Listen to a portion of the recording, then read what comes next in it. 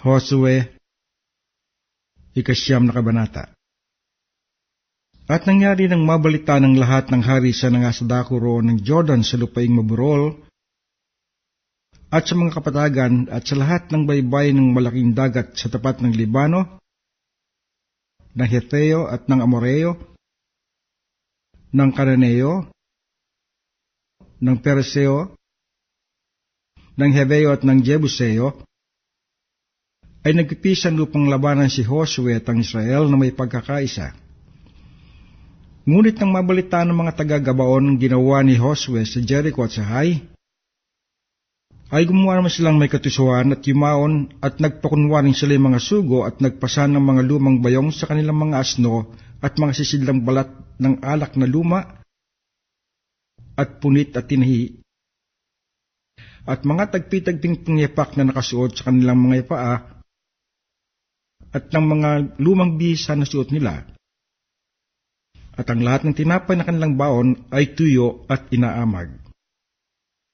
At sila nagsiparoon kay Josue sa kampamento sa Gilgal at nangagsabi sa kanya at sa mga lalaki ng Israel, "Kami ay mula sa malayong lupain, ngayon ngay makipagtipan kayo sa amin." At sinabi ng mga lalaki ng Israel sa mga Heveo, "Marahil kayo'y nananahang kasama namin, at parang kami ay makikipagtipan sa inyo." At kanilang sinabi kay Josue, "Kami ay iyong mga lingkod." At sinabi ni Josue sa kanila, "Sino kayo at mula saan kayo?" At sinabi nila sa kanya, "Mula sa totoong malayong lupain ang iyong mga lingkod, dahil sa pangalan ng Panginoon mong Diyos, sapagkat aming nabalitaan ang kabantugan niya at ang lahat niyang ginawa sa Ehipto, at lahat ng kanyang ginawa sa 2 hari ng mga Amoreo, na nasa dako ron ng Jordan, kay Sehon na hari sa Hesbon, at kay Og na hari sa Basan na nasa Astaroth. At ang aming mga matanda at ang lahat na taga roon sa aming lupain ay nagsalita sa amin na sinasabi, Magbaon kayo sa inyong kamay na may paglalakbay at yumaon kayo na salubungin ninyo sila at inyong sabihin sa kanila, Kami ay inyong mga lingkod at ngayon makipagtipang kayo sa amin. Itong aming tinapay ay kinuha naming mainit na pinakabaon namin mula sa aming mga bahay ng araw na kami ay lumabas ng patungo sa inyo. Ngunit ngayon, narito, tuyo at inaamag, at ang mga sisidlang balat ng alak na ito na aming pinuno ay bago. At narito mga pak, at itong aming mga bisan at aming mga pangyapak ay naluma dahil sa totoong mahabang paglalakbay. At kumuha ang mga tao sa Israel ng kanilang baon, at hindi humingi ng payo sa bibig ng Panginoon. At si Josue ay nakipagpayapaan sa kanila at nakipagtipan sa kanila na pabayaan silang mabuhay at ang mga prinsipe ng kapisanan na isumumpa sa kanila. At nangyari, sa katapusan ng 3 araw, pagkatapos sila'y makipagtipanan sa kanila, na kanilang nabalita na sila'y kanilang kalapit bayan at sila'y nananahang kasama nila. At ang mga anak ni Israel ay naglakbay at naparoon sa kanilang mga bayan sa 3 araw. Ang kanilang mga bayan ay Gabaon, Kaphira at Beerot, at Kiriat Jearim.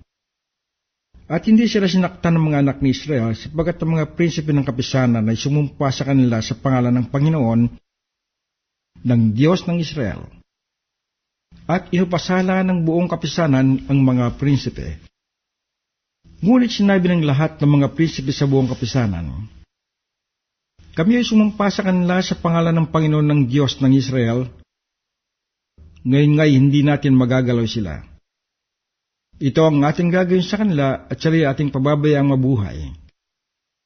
Baka ang pag-iinit ay sumaatin dahil sa sumpa na ating isinumpa sa kanila. At sinabi ng mga prinsipe sa kanila, Pabayaan silang mabuhay.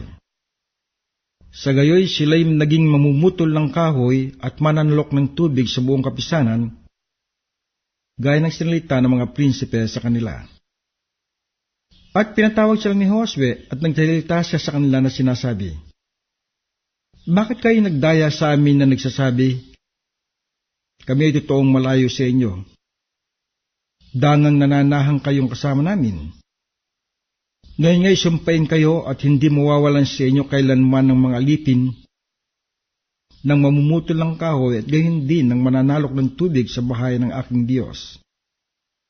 At sila ay sumagot kay Josue at nagsabi, "Sapagkat tunay na nasaysay sa iyong mga lingkod kung paanong iniutos ng Panginoon ninyong Diyos kay Moises na kanyang lingkod na ibibigay sa inyo ang buong lupain at inyong lilipulin ang lahat ng nananahan sa lupain sa harap ninyo.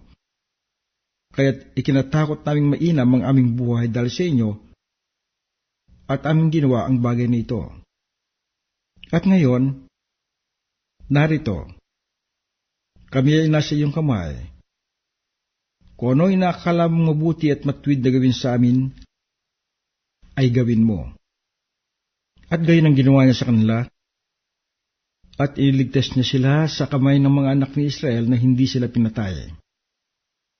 At ginawa sila ni Josue ng araw na iyon ng mga mamumutol ng kahoy at mga mananalok ng tubig sa kapisanan at sa dambana ng Panginoon hanggang sa araw na ito, sa dakong kanyang pipiliin.